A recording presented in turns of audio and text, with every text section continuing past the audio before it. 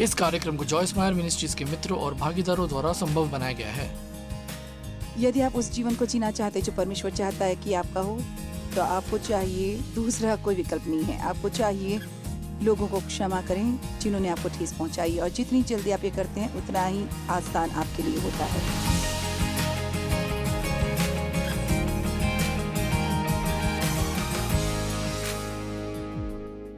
आनंद उठाए रोजमर्रा के जीवन का में स्वागत है। मुझे सचमुच लगता है कि आज का संदेश फायदेमंद और मददगार होने वाला है, और ये शायद सबसे महत्वपूर्ण संदेशों में एक होगा जो मैं सिखाती हूँ, क्योंकि मैं क्षमा की शक्ति के बारे में बात करना चाहती हूँ। आप जानते हैं, अक्सर जब हमें किसी को क्षमा करने की ज़रूरत होती है, हमें ऐसा करना मुश्किल लगता है, क्योंकि हमें लगता है कि हम इसके लायक नहीं हैं, और शायद वे ना हों, लेकिन आप करें। देखो, जब आप किसी को ठेस पहुंचाने के लिए क्षमा करते हैं तो आप उन पर एहसान नहीं करते, आप खुद पर एहसान करते हैं। और मैं आपको एक कहानी सुनाती हूँ जो मुझे लगता है इस मुद्दे को समझने में मदद करेगी। एक कॉलेज की शिक्षिका थी जिन्होंने अपनी प्रत्येक विद्यार्थी को एक साफ प्लास्टिक का थैला और एक आलू का थैला स्कूल में लाने को कहा। तो एक साफ थैला और एक आलू का थैला, उसने कहा, हर एक व्यक्ति के लिए जिसे आप माफ करने से मना करते हैं, मैं चाहती हूँ आप एक आलू चुनिए, उस पर उस व्यक्ति का नाम लिखें जिसे आप माफ़ नहीं करना चाहते, और तिथि डालें कि आप उन्हें माफ़ करने से मना करते हैं, और उसे प्लास्टिक के थैले में डाल दें। हमारे कुछ बैग, जैसे कि आप कल्पना कर सकते हैं, भारी हो गए।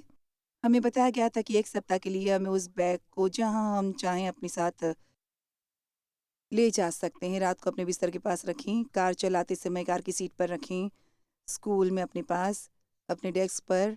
इस चीज़ को हर तरफ साथ ले जाने की परेशानी ने ये स्पष्ट कर दिया कि हम आध्यात्मिक रूप से कितना वजन उठा रहे थे, और हमें हर समय इस पर ध्यान देना था और भूलना नहीं था, और शर्मिंदा होने वाली जगहों में साथ रखना था।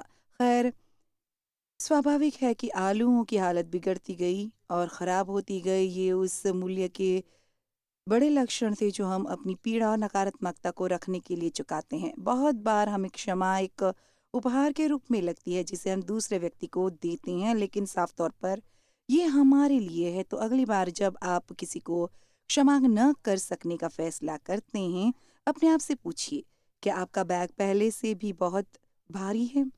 तो आज सुबह मैंने किसी को बुलाया और कहा, क्या आप मेरे लिए 10 पाउंड के आलू का थैला ला सकते हो? और मुझे यकीन है कि उन्होंने सोचा होगा, इतनी सबका क्या करने वाली हैं, लेकिन मुझे लगता है चित्र बहुत ज़रूरी था। ये है 10 पाउंड आलू।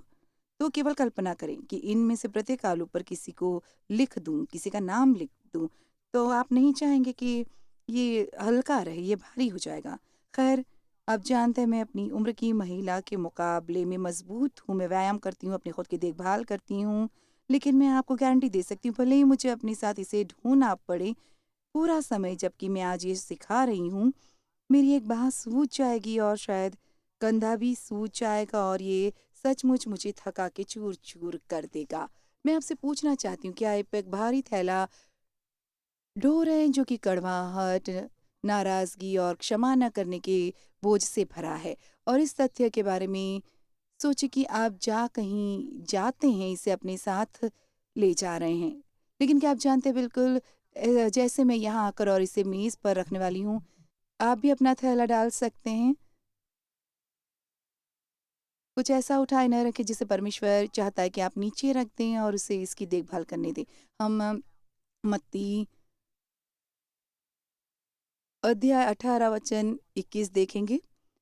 तब पतरस ने आकर यीशु से कहा, प्रभु, कितनी बार प्रभु मैं इस व्यक्ति को एक ही गलती के लिए क्षमा करूं? यदि मेरा भाई या बहन अपराध करते रहे तो मुझे कितनी बार उन्हें क्षमा करना चाहिए? तब पतरस को एक विचार आया। उसने कहा, क्या 7 बार? मुझे लगता है ये दिलचस्प है। बेशक हम जानते हैं कि 7 परमेश्वर की परिपूर्ण संख्या है, इसलिए ये कुछ चीज़ों को प्रतिनिधित्व करता है, लेकिन मुझे लगता है ये दिलचस्प है। शायद पतरस को लगा था कि ये 7 को सँभाल सकता था, लेकिन ये नहीं जानता था कि उससे ज़्यादा को सँभाल सकता था। आप जानते हैं, कभी-कभी परमेश्वर को सुझाव देना हास्यास्पद होता है, क्योंकि वो सब तरीकों को जानते हैं।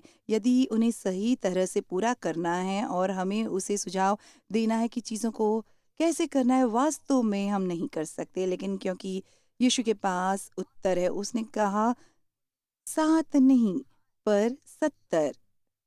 अब बेशक वो 490 होता है, लेकिन वो संख्या प्रतिनिधि है और इसलिए मुझे लगता है कि यहाँ ये संदेश मिलता है कि आप क्षमा करते रहें, क्षमा करते रहें, क्षमा करते रहें, क्षमा करते रहें। खैर फिर सवाल उठता है, खैर यदि मैं ये करते रहूँ, क्या वो नहीं सोचेंगे कि वो मेरे साथ ये कर सकते हैं? खैर आप जानते हैं, किसी को क्षमा करने का मतलब ये नहीं कि आप उसका सामना ना करें। इसका मतलब ये नहीं कि आप कभी बैठकर स्थिति के बारे में बातचीत ना करें या उन्हें ये ना समझाएँ कि वो आपको चोट पहुँचा रहे हैं। लेकिन यदि कोई व्यक्ति कुछ भी अलग करने से मना करने वाला है, मुद्दा ये है कि ख़ास तौर से यदि ये कोई ऐसा व्यक्ति है जिसके आसपास हर समय आपको रहना है, मेरा मतलब है, मुझे लगता है यदि कोई आपको बार-बार चोट पहुँचाता रहता है और आपको इसके साथ नहीं होना चाहिए और आप जानते हैं आपको उनके साथ नहीं नहीं होना चाहिए, लेकिन यदि आप उनके साथ होना ज़रूरी महसूस करते हैं, तो फिर आप यदि उन्हें माफ़ करते हैं, तो अपने आप पर एहसास करें, किसी दूसरे के बुरे बिहेवियर की वजह से खुद को ज़िम्मेदार न ठहराएं और असल में जब आप किसी को माफ़ करते हैं, तो आप उन्हें परमेश्वर के हाथों में दे रहे हैं और परमेश्वर कहता है वो हमारा बचाने वाला है और वही है जो हमारा बदला चुकाएगा। मैं आपको बता दूँ, यदि आप बस कड़वाहट, नाराज़गी और अक्षमा को छोड़ देते हैं, तो परमेश्वर रिश्तों में अद्भुत चीज़ें कर सकता है। फिर वो एक कहानी कहता है, ये एक अच्छी कहानी है, इसलिए स्वर्ग का राज्य उस राजा के समान है जिसने अपने दासों से लेखा लेना चाहा। जब वो लेखा लेने लगा तो एक जन उसके सामने आया जो 10,000 तोड़े धारता था, जबकि उसके पास चुकाने का कुछ न था। अब मैं यहाँ केवल 1 मिनट रुकने वाली हूँ और आपको कुछ समझाती हूँ। आप जानते हैं आम तौर पर हम इससे आगे बढ़ जाते हैं। मैं सालों यही किया करती थी, इसके बारे में कुछ सोचा नहीं, लेकिन आप जानते हैं मेरे पिता ने मेरा यौन शोषण किया और मेरे बढ़ते हुए मेरे साथ सचमुच दुर्व्यवहार किया और जो भी पहला आदमी मुझे मिला मैंने उससे शादी कर ली, क्योंकि मैंने सोचा मुझे कभी कोई अच्छा नहीं मिलेगा और आप जानते हैं उसने मुझे धोखा दिया और इस तरह की चीज़ें। इसलिए अपनी उम्र के 20वें सालों की शुरुआत में ही मेरी पीठ पर आलू का एक अच्छा बड़ा थैला था और मैं जहाँ जाती उसे अपने साथ ले जाती और मैं उन लोगों को बताती कि देखिए उन्होंने मेरे साथ क्या किया है। आप जानते हैं जब आप सचमुच बुरी तरह चोट खाए हुए होते हैं, आपको ऐसा लगता है और समझने लायक है, मुझे ऐसा ही लगा। खैर किसी का मुझे देना बनता है, आपको ऐसा लगता है जैसे आपसे कुछ ले लिया गया है और किसी को उसे वापस चुकाने की ज़रूरत है। खैर उस व्यक्ति ने जिसे हमें चोट पहुँचाई है, उससे हिसाब चुकाने के लिए शुरू में हम उसे अपने जीवन से बाहर करने की कोशिश करते हैं या चाहते हैं माफ़ी माँगे या दूसरे लोगों से उसके बारे में ख़राब बातें करते हैं। आप जानते हैं हम लोगों से बदला लेने की कोशिश करते हैं और ये बहुत बेकार है, क्योंकि ये कभी काम नहीं करता, ये केवल आपको दुखी करता है। और इसलिए मैं अपने पिता से हिसाब चुकाने की कोशिश कर रही थी, लेकिन ये इतना ख़राब हो गया कि डेव और मेरे विवाह के बाद, और परमेश्वर का शुक्र है अब हमारा विवाह 53 वर्ष का हो चुका है। क्या ये शानदार नहीं है? हाँ, और आप भी इसे लंबा बना सकते हैं यदि आप सचमुच चाहते हैं। मुझे एहसास हुआ कि उस सब कुछ का जो मेरे साथ मेरे पिता ने किया और दूसरे लोगों ने भी जो मेरे साथ दुर्व्यवहार किया, हिसाब डेव से चुकता करती हूँ। मैं रवैया बहुत बुरा रखती थी, ये भी मैं इसे स्वीकार कर रही हूँ। यदि आप रवैया बुरा रखते हैं तो उसे स्वीकार करें।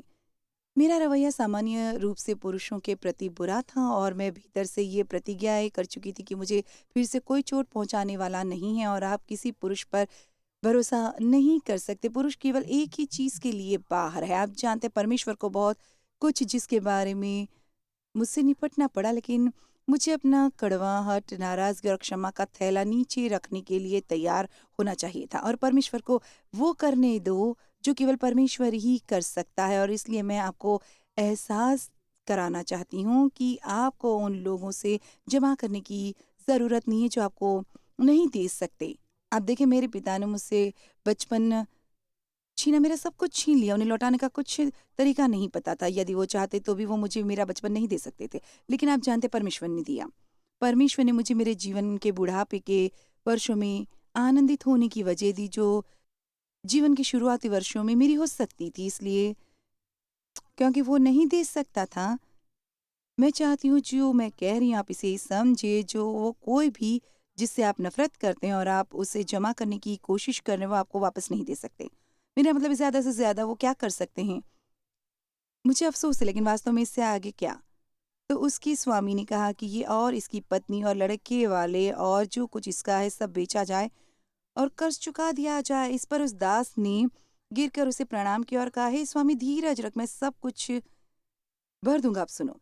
तुम उस दास के स्वामी ने तरस खाकर उसे छोड़ दिया और उसका उधार क्षमा किया और उसे जाने दिया। अब किसी को क्षमा करने के मायने यही है, ये उन्हें कहने जैसा है आपको। अब मुझे और कुछ देना नहीं बनता है, आप कहें, लेकिन उनका मुझे कुछ देना बनता है, लेकिन यदि आप सचमुच उनका कर्ज माफ करने के लिए तैयार हैं और उन्हें जाने दें जैसे परमेश्वर ने हमें कर्ज माफ किए हैं और हमें जाने दिया है, फिर परमेश्वर उनसे निपट सकते हैं और परमेश्वर आपको उससे कई गुना दे सकता है जो अतीत में आपसे ले लिया गया था।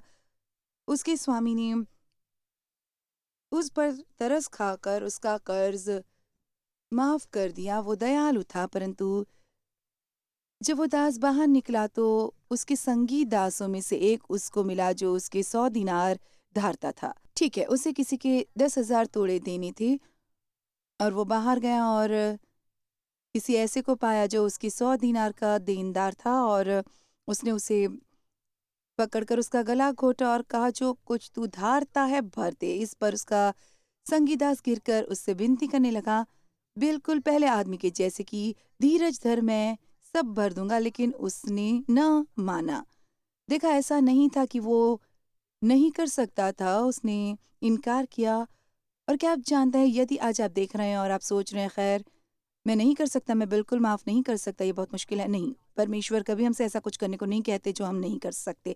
कुछ भी जो वो हमसे करने को कहता है, वो हमेशा अनुग्रह के साथ कहता है, जो कि उसे करने की शक्ति और योग्यता है। और मैं निश्चित ही किसी को नाराज़ करना या उसकी भावनाओं को ठेस पहुँचाने का इरादा नहीं रखती, लेकिन यदि आप माफ़ नहीं करेंगे, तो ये इसलिए नहीं कि आप नहीं कर सकते, ये इसलिए कि आप करने से मना कर रहे हैं।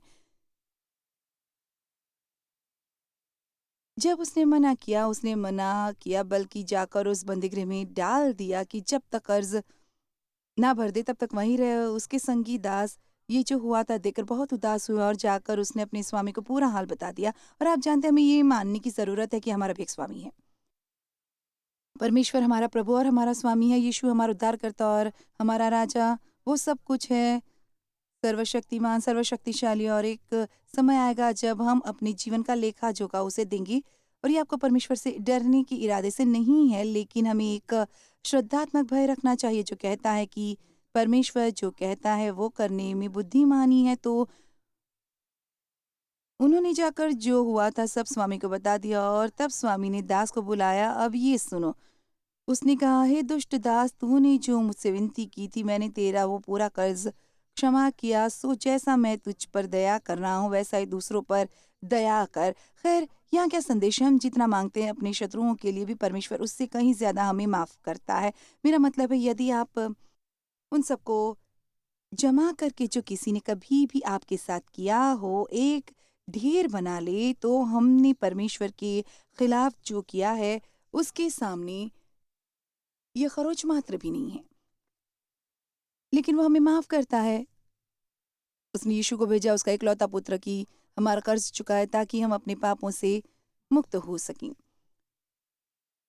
स्वामी ने कहा, दुष्ट दास, तूने जो मुझसे विनती की मैंने तेरा पूरा कर्ज क्षमा किया। सो जैसा मैंने तुझ पर दया की वैसी ही दया तुझे भी अपने संगी दास पर दया करना नहीं चाहिए था। और उसके स्वामी ने क्रोध में आकर उसे दंड देने वाले के हाथों में सौंप दिया कि जब तक वो सब कर्जा भर न दे तब तक उनके हाथ में रहे। तो क्या कहानी है, वो कह रहा है, उसने अभी कहा, ठीक है, अपने बोझ रखे रहो और बस अपने जीवन भर रखो और बस दुखी रहो, उस सामान को अपने अंदर सड़ने दो और बदबू मारने दो और आपका जीवन बर्बाद करने दो। हम भावनात्मक और मानसिक रूप से प्रभावित तो होते हैं जब हम किसी नफरत को जारी रखते हैं, जबकि परमेश्वर ने हमें उन्हें क्षमा करने की क्षमता दी है। मेरा मतलब है, मेरा विश्वास है कि आज किसी को कुछ मिलने वाला है जिसकी उन्हें जरूरत है। इसी प्रकार यदि तुम में से हर एक अपने भाई बहन को मन से क्षमा न करेगा, तो मेरा पिता जो स्वर्ग में तुझसे भी वैसा ही करेगा। और वो केवल हमारे रक्त भाइयों और बहनों के बारे में बात नहीं कर रहा है, वो उन सब लोगों के बारे में बात कर रहा है जिन्हें हम जानते हैं। आप जानते हैं परमेश्वर के साथ आपका मेल होने वाला नहीं है जब तक आप उसकी क्षमा नहीं स्वीकारते, और आप स्वयं के साथ भी कोई शांति रखने वाले नहीं हैं यदि आप परमेश्वर की क्षमा नहीं स्वीकारते और उनको भी क्षमा नहीं करते जिन्होंने आपको चोट पहुंचाई। मेरे लिए ये अच्छा नहीं लगता। ईसाइयत के नियमों में से ये एक है, लेकिन ये ईसाइयत के सिद्धांतों में से एक है कि यदि आप वो जीवन जीना चाहते हैं जो परमेश्वर चाहता है कि आपको हो, आपको चाहिए दूसरा कोई विकल्प नहीं है। आपको उन लोगों को क्षमा करना चाहिए जो आपको चोट पहुंचाते हैं, और जितनी जल्दी आप करते हैं उतना ही ये करना आसान होता है। बाइबल में लिखा है उसकी शुरुआत में ही शैतान का विरोध करो। 1 पतरस अध्याय 5 वचन 8, उसकी शुरुआत में ही शैतान का विरोध करो। जितनी देर आप किसी विचार को अपने आसपास रहने देते हो, उतना ही आप उसके बारे में सोचते हैं, उतना ही आप उसके बारे में बात करते हैं, उतना ही आप उसको दोहराते हैं, और इतनी ही जड़ें गहरी होती हैं। उस से छुटकारा पाना उतना ही मुश्किल होता है। अब यदि मुझे अभी करना था, आप में से कितने देखना चाहते हैं कि आपको आपकी प्रार्थनाओं का जवाब मिले? मुझे यकीन है हर कोई, हाँ, हम चाहते हैं। खैर, मैं भी करती हूँ। लेकिन ये सुने, और ये कोई परिकथा नहीं है, ये बिल्कुल बाइबल में है। ये मरकुस अध्याय 11 वचन 22 से 26 में है। मैं तुमसे सच कहता हूँ कि जो कोई इस पहाड़ से कहे, सबसे पहले वो कहता है परमेश्वर पर विश्वास रखो। निरंतर मैं तुमसे सच कहता हूँ कि जो कोई इस पहाड़ से कहे कि तू उखड़ जा और समुद्र में जा पड़, अपने मन में संदेह ना करे, वरन प्रतीति करे कि जो कहता हूँ वो हो जाएगा, तो उसके लिए वही होगा। इसलिए मैं तुमसे कहता हूँ, अब कृपया ये सुने, इसलिए मैं तुमसे कहता हूँ कि जो कुछ तुम प्रार्थना करके मांगो तो प्रतीति कर लो कि तुम्हें मिल गया और तुम्हारे लिए हो जाएगा। अब मेरे लिए ये बहुत दिलचस्प है, इसलिए पहले मैं अपने दिल में विश्वास करती हूँ कि परमेश्वर ने मुझे ये दिया है, इससे पहले कि मैं उसे देखूं या उसे महसूस करूं। यही विश्वास है, विश्वास सार है। विश्वास की हुई चीज़ों का, उन चीज़ों का सबूत है जिन्हें आप देख नहीं सकते। इसलिए मैं अपने दिल में विश्वास से विश्वास करती हूँ कि परमेश्वर ने मुझे वो दिया है, और ये लिखा है, और फिर तुम्हारे लिए वो हो जाएगा।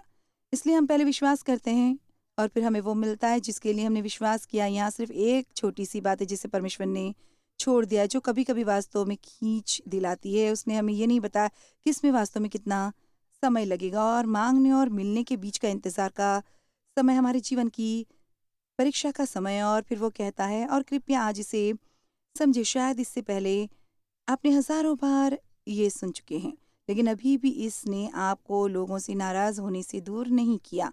और जब हम तुम खड़े हुए प्रार्थना करते हैं, तो यदि तुम्हारे मन में किसी की ओर से कुछ विरोध है तो क्षमा करो और इसे गिरने दो, छोड़ दो, जाने दो। यही विस्तारित बाइबल में लिखा है, इसे गिरने दो, छोड़ने दो और जाने दो। क्या कभी ऐसे किसी से जो एक ही चीज बार बार उठाता है, आपने कहा है कि आप इसे छोड़ेंगे? मुझे याद है डेव ने सालों पहले मुझे कहा था, जब मैं उन्हीं चीज़ों से चिपकी रहती और उन बातों को उड़ाती जो उसने हमारे विवाह के पहले साल में की थी, और वो ऐसे था, तुम कैसे उन सब चीज़ों को याद रखती हो? और वो बस यही कहता, क्या तुम इसे छोड़ नहीं सकती? क्या तुम इसे जाने नहीं दे सकती? खैर, वास्तव में क्षमा के मायने यही है। इसका मतलब है आप इसे छोड़ दें, इसे जाने दें, इसके बारे में बात करना बंद करें। यहाँ एक छोटी सी कहानी है जो मुझे लगता है सुनने लायक है, जो मुझे अच्छी लगी थी। जब धर्म प्रचारक शुरुआत में लेब्राडोर को लाए, उन्हें एस्किमो भाषा में क्षमा किए कोई शब्द नहीं मिले, तो उन्हें एक बनाना पड़ा जिसका मतलब था इसके बारे में एक लंबा और सोचने के योग्य होना। ये बहुत अच्छा है कि आप जानते हैं परमेश्वर स्वर्ग में बैठा हमारे पापों के बारे में नहीं सोच रहा, और वो हमारे प्रति, हमारे जीवन पर कितना दयालु है, वो इसे भूल जाता है। बाइबल में लिखा है जब परमेश्वर हमें क्षमा करता है, वो इसे भूल जाता है, इसे याद नहीं रखता, और हमारे पाप इतने दूर कर दिए जाते हैं जैसे पूर्व से पश्चिम। और परमेश्वर हमसे यही चाहता है कि हम करें। वो चाहता है हम इसे छोड़ दें, इसे जाने दें, फेंक दें, इसके बारे में सोचना बंद कर दें, इसके बारे में बात करना बंद कर दें, इसे दोहराना बंद कर दें। और जितना जल्दी आप करते हैं उतनी ही आसानी से इसे छुटकारा मिलता है। छोड़ दो, जाने दो, क्षमा करो, इसलिए कि तुम्हारे स्वर्गीय पिता भी तुम्हारे अपराध क्षमा करे। उन्हें फेंक दें और उन्हें जाने दें। लेकिन ये बाइबल में है, परी कथा नहीं, मैंने इसे नहीं बनाया। और यदि तुम क्षमा न करो तो तुम्हारा पिता भी जो स्वर्ग में है तुम्हारा अपराध क्षमा ना करेगा, बिल्कुल नहीं करेगा। My my my my my my my, मेरा मतलब है सचमुच। इसलिए आपका मतलब है कि यदि मैंने पाप किया है और मैं परमेश्वर से कहती हूँ कि मुझे क्षमा करे, लेकिन फिर भी किसी और के खिलाफ जिसने मुझे चोट पहुंचाई है मैंने क्षमा न करने का फैसला किया है, तो क्या परमेश्वर मुझे क्षमा नहीं करेगा? बिल्कुल। और एक से ज्यादा जगह ये लिखा है, प्रभु की प्रार्थना क्या है? जिस प्रकार हमने अपने अपराधियों को क्षमा किया वैसे ही तू भी हमारे अपराधों को क्षमा कर। क्या आप सच में चाहते हैं कि परमेश्वर ऐसा करें? आपको अपने जीवन के प्रत्येक दिन ये सुनिश्चित करने की ही जरूरत है कि आपके पास किसी के खिलाफ कुछ नहीं है। यह हर रोज सुबह जल्दी उठकर अपने आप से पूछना है, क्या ये अच्छा हो सकता है? अब प्रभु मुझे बता, क्या मैं किसी पर नाराज हूँ? क्या मैं किसी पर गुस्सा हूँ? क्योंकि मैं नहीं चाहती कि शैतान इसका इस्तेमाल करके मेरी उस शानदार जिंदगी को बर्बाद करे जो तूने मेरे लिए प्लान की है। इससे पहले कि आप किसी पर नाराज रहने का फैसला करें, आप अपने पापों की एक सूची लें। कितनी बार आपको उन लोगों से क्षमा करने की ज़रूरत है जिन्हें आपने चोट पहुंचाई या नाराज़ है? कितनी बार आपने किसी के साथ वही चीज़ की है जो आपके साथ किसी ने की है? परमेश्वर का चरित्र हमें अपने जीवन के अनुसरण करने को कहता है और उसका चरित्र बहुत बहुत सुंदर है। निर्गमन अध्याय 34 वचन 6 में लिखा है, और यहोवा उसके सामने होकर यूं प्रचार करता चला कि यहोवा यहोवा ईश्वर दयालु और अनुग्रहकारी, कोप करने में धीरजवंता और अति करुणामय और सत्य, बहुत ही अच्छा। वाह! यदि पूरी दुनिया ऐसी होती तो क्या बात थी। हमारी दुनिया में आज हमें इतनी समस्याएं कि हमें न होंगी इतनी ज्यादा हिंसा, उथल पुथल और नफरत और गुस्सा और कड़वाहट। और यदि हम केवल दिशा निर्देशों का पालन करें, अपनी आलूओं का थैला नीचे रख दे, सड़े बदबूदार आलूओं का थैला जिसे आप ढोते फिर रहे हैं, कड़वाहट, नाराजगी और अक्षमा का थैला, इसे छोड़ दें, इसे जाने दें। मैं अपने साथ घर कुछ भी नहीं लेकर जा रही हूँ, मैं अभी इसे ढोना नहीं चाहती, मैं इसे नहीं ले रही हूँ। परमेश्वर दयालु है, वह अनुग्रहकारी है, अनुग्रह से भरा, क्रोध करने में धीरजवंत, करुणामय, दयालु, प्रेम से भरा हुआ है। वो सत्य, वो वफादार है और वो अधर्म, अपराध और पाप क्षमा करता है और उन्हें भूल जाता है। आप जानते हैं, ये सभी विशेषताएं हमारी दुनिया से खतरनाक दर से गायब हो रही हैं और हम में से हर एक जिम्मेदार है किसी कड़वाहट और नाराजगी और क्षमा को दूर करने में अपना हिस्सा निभाएं। आप जानते हैं, बाइबल मत्ती अध्याय 24 में अंतिम समय में चिन्हों की सूची दे रही है। और आप जानते हैं, हम भूकंपों और दुष्काल के बारे में सोचते हैं, और आप जानते हैं उन्मादी मौसम की बातें और ये सभी चीज़ें जो हो रही हैं, लेकिन ये कुछ है जो अंतिम समय का चिन्ह है, जो मुझे लगता है कि हमें इस पर ज़्यादा ध्यान देने की ज़रूरत है बाकी दूसरी चीज़ों की तुलना में। मत्ती अध्याय 24 वचन 12 में लिखा है, धरती पर अधर्म के बढ़ने से बहुतों का प्रेम ठंडा हो जाएगा, इसका कारण होगा अजारकता, और अधर्म का कई गुना बढ़ना, इसका मतलब चर्च से है। अब जानते हैं, शैतान हमारे दिलों में ठंडे प्रेम की मजबूत पकड़ बनाना चाहता है, लेकिन पतरस कहता है कि हमारे प्रेम आग में लाल जलने जैसा होना चाहिए, और इस प्रकार का प्रेम बहुत से पापों को ढक लेता है। आइए भी, क्या आज आप किसी पर थोड़ी दया कर सकते हैं? क्या कोई है जिसके बारे में आप सोच सकते हैं कि आप क्षमा कर सकते थे, कि आज आप उन पर दया कर सकते हैं? आप जानते हैं, क्षमा करने से इनकार करना वास्तव में मूल रूप से परमेश्वर की सभी विशेषताओं को नकारना है जो हम चाहते हैं कि वो हमारे सामने रखें। आप जानते हैं, मेरा मानना है कि परमेश्वर ने हमें अपना दिल दिया है और इसका मतलब है हमारे पास एक दयालु दिल है। लेकिन 1 यूहन्ना अध्याय 3:17 में बाइबल में लिखा, विस्तारित बाइबल में ये लिखा है, करुणा के अपने दिल को बंद मत करो। जब आप किसी भाई और बहन को ज़रूरत में देखें, अपना करुणा का हृदय बंद मत करें। खैर, आज मुझे इसे बंद करने दें। आपने क्षमा पर काफ़ी सुना। क्या आप जानते हैं, इससे एक कारण सामने आया, यदि आप करते हैं तो आप अपनी ही मदद करने वाले हैं, लेकिन मुख्य रूप से आपको सिर्फ इसलिए क्षमा करना है क्योंकि परमेश्वर ने कहा है। हम केवल एक मुद्दे पर क्यों नहीं आ सकते जहां हम विश्वास करते हैं कि परमेश्वर जानता है कि वो क्या करा कि सब कुछ वो करता है हमारे फ़ायदे के लिए, और मुझे 10 कारणों की सूची की ज़रूरत नहीं है कि मुझे किसी को क्यों क्षमा करना है और इससे मुझे क्या फ़ायदा होगा, ये भूल जाइए।